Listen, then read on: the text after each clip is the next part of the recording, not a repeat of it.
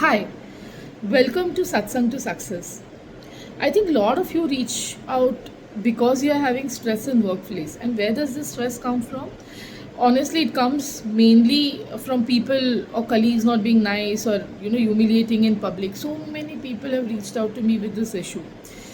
I think while we face these issues from others, we are also guilty of doing it to others many times. I know I have surely been guilty of doing it. Long time ago, there was a junior colleague. I yelled at her for something so trivial, I don't even remember what it is. And I instantly felt bad. But by then, the damage was already done. I think it is then that I realized that the words that I say, what I do, really has impact on people. It is then that I promised myself that I'll be a lot more mindful and careful about what I say in public, right?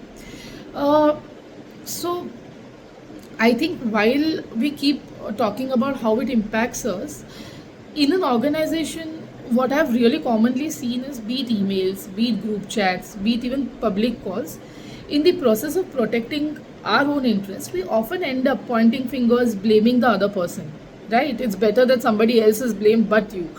And this often happens in public forums, it happens across organizations, right? Now, while this criticism and blame happens in public, an apology rarely happens in public. If I were to apologize to somebody, I would go one on one to that person and apologize, right? So it's very interesting, right? Criticism is a public affair. However, apology is always a private affair.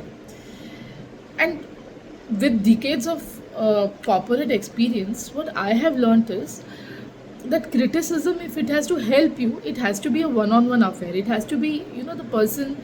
You need to sit down with the person. You need to tell them exactly why it is impacting you. You need to give them a way forward, and that is how criticism will help.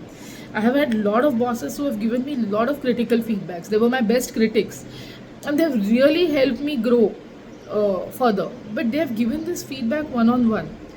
However, when a feedback is given in a public forum or in such a large forum, there can be no other intent but to humiliate other person, right? That's the intent of a public feedback. So while we don't, that's a question we all should ask ourselves. Would you like it if somebody was doing it to you? And if your answer is no, then I think you should refrain doing it to others too, right? That's a simple rule in life. That what I don't like being done to me, why should I do it to others? Simple. So what we should do is exactly reverse. We should appreciate people in public, appreciate the work that they do, appreciate who they are, appreciate how they help you, and then the criticism can happen one on one, not the way it is happening right now, right?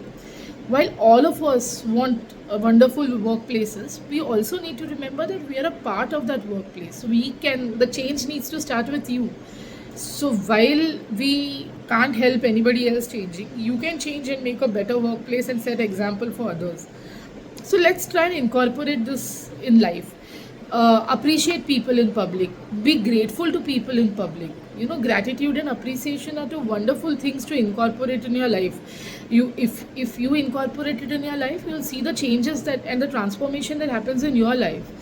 And then while criticizing, just ask yourself, do you really need to give this feedback? Would you like it if it was given to you? And if the answer is no, then just refrain from doing it.